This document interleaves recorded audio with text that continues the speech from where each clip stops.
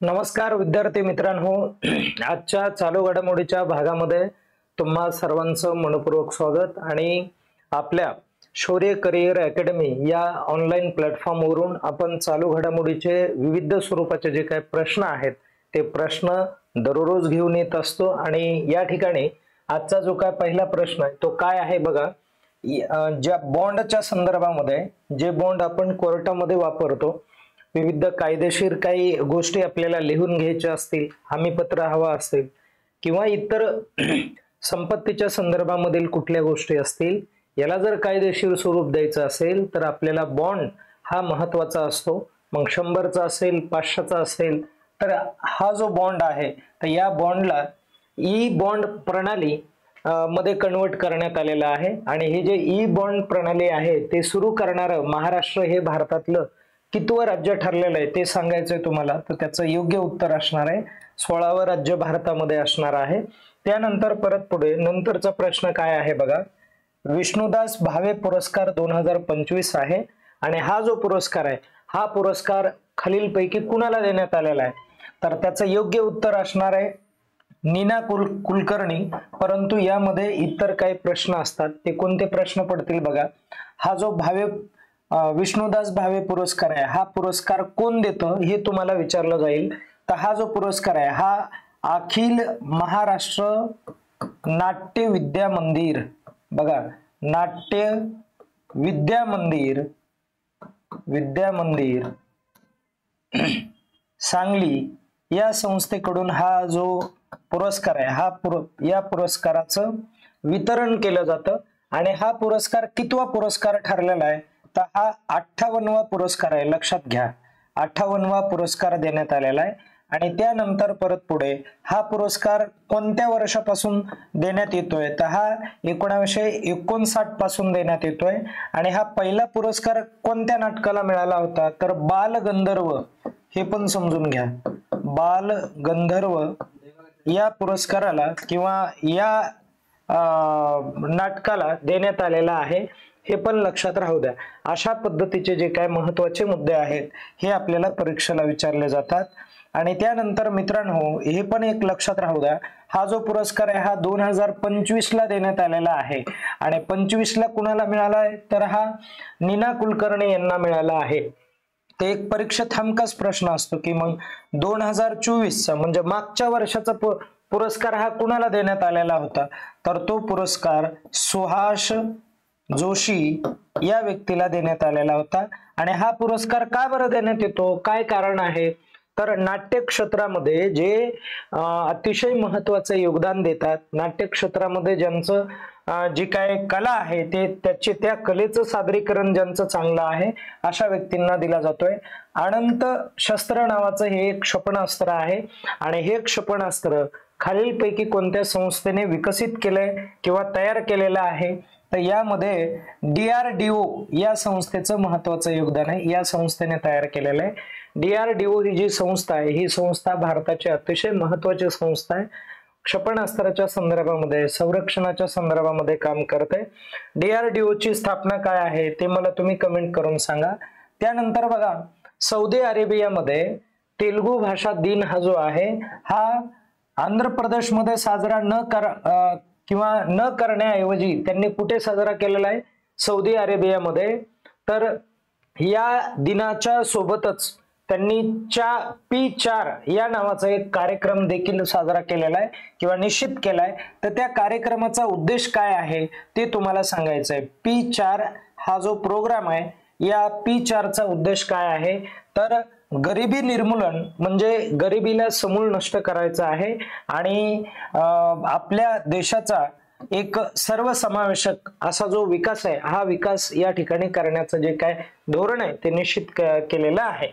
आता त्यानंतर पुढे जाऊयात आपण, बघा P4 हा जो कार्यक्रम आहे हा कार्यक्रम भारतातील कोणत्या राज्याच्या पुढाकाराने सुरू झालेला आहे, तर त्याचं उत्तर आहे आंध्र प्रदेश हे राज्य असणार आहे।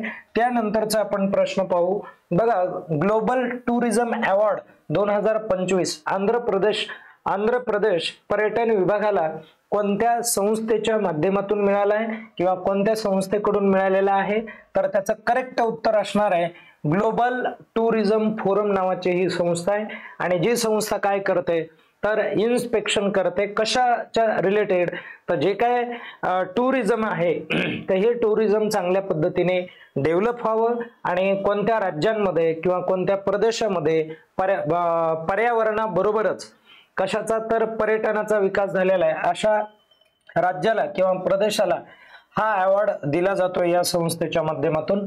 त्यानंतर पुढे बघा, मध्य प्रदेश या राज्याने अलीकडे सुरू केलेले गज रक्षक नावाचे एक ऍप आहे आणि हे जे ऍप आहे हे मुख्यतः कोणासाठी किंवा कोणत्या उद्देशासाठी सुरू करण्यात आलेला आहे तर मानव आणि हत्ती यांच्यामध्ये जो काही संघर्ष चालतोय हा संघर्ष टाळण्यासाठी हे जे ऍप आहे हे ऍप सुरू करण्यात आलेलं आहे। हे एक ऍप जे आहे ते ट्रॅक करणार आहे की विविध वनांमध्ये जे असलेले हत्ती आहेत आणि वनांच्या शेजारी असलेले जे काय मानवी वस्ती आहेत त्या मानवी वस्तीमध्ये राहणारे जे काय माणसं आहेत त्या माणसांचं हत्तींपासून संरक्षण कसं करता येईल त्या संदर्भामध्ये हा ऍप मध्य प्रदेश या राज्याने सुरू केलेला आहे। तुम्हाला असा प्रश्न पडतो की गज रक्षक ऍप खालीलपैकी कोणत्या राज्याने सुरू केलेला आहे तर ते मध्य प्रदेश या राज्याने सुरू केलेलं आहे आणि ते कशासाठी तेही लक्षात राहू द्या। त्यानंतरचा प्रश्न काय बघा, तर इथे हे म्हणत आहे की टेनिस ओपन 2025 च्या स्पर्धा आहेत ज्याला तुम्ही चायना टेनिस ओपन कॉम्पिटिशन तुम्ही म्हणत आहात किंवा चॅम्पियनशिप म्हणत आहात 2025 ची आहे आणि या स्पर्धेमध्ये स्वर्ण पदक जिंकणारा इटलीचा खेळाडू कोण आहे ते लक्षात ठेवा। इटलीचा म्हणत आहे तर इटलीचा खेळाडू हा जो आहे तो जानिक सिन्नर हा असणार आहे। ओके, लक्षात राहू द्या। आणि या जानिक सिन्नरने काय केलंय तर अमेरिकेचा एक खेळाडू आहे त्याला पराभूत केलंय ज्याचं वय फक्त 19 आहे आणि ज्याचं नाव आहे लर्नर, काय नाव आहे बघा, समजून घ्या नाव, लर्नर TNA किंवा TN नाव आहे त्याचं, लर्नर नाव आहे, USA चा आहे तो, अमेरिकेचा आहे हेही लक्षात राहू द्या आणि याला पराभूत करून त्याने स्वर्ण पदक पटकावलेलं आहे। ओके, आणि या चायना टेनिस ओपन स्पर्धा ज्या आहेत त्या चायनामधील बीजिंग या ठिकाणी आयोजित करण्यात आलेल्या होत्या। पुढे त्यानंतर बघा, चायना टेनिस ओपन स्पर्धा महिला एकेरी स्पर्धेमध्ये कोणत्या खेळाडूने स्वर्ण पदक जिंकलेलं आहे किंवा विजेती ठरलेले आहे तिचं नाव काय आहे मित्रांनो तर तिचं नाव आहे कोको गॉफ असं नाव आहे, जे अमेरिकेचे आहे, USA चे आहे हेही लक्षात ठेवा। या कोको गॉफने कॅरोलिना मुझोवा हिला हरवलेला आहे हे पण लक्षात ठेवा। त्यानंतर एक शेवटचा प्रश्न पाहू बघा, व्यापक कर्करोग काळजी धोरण 2025 हे जे आहे तर या धोरणाला मंजुरी किंवा मंजूर करणारे राज्य कोणतं आहे असं त्यांनी विचारलं आहे। तर या ठिकाणी या प्रश्नाचं उत्तर महाराष्ट्र असणार आहे। महाराष्ट्राच्या मंत्रिमंडळाने कर्करोगाच्या संदर्भामध्ये घेतलेला निर्णय हा खूप महत्त्वपूर्ण आहे आणि या महाराष्ट्र शासनाने एक संस्थाच निर्माण केली ज्या संस्थेचं नाव असणार आहे कर्करोग काळजी संशोधन संस्था असणार आहे आणि जी संस्था कर्करोगाच्या संदर्भामध्ये महत्त्वाचे पावलं उचलणार आहे।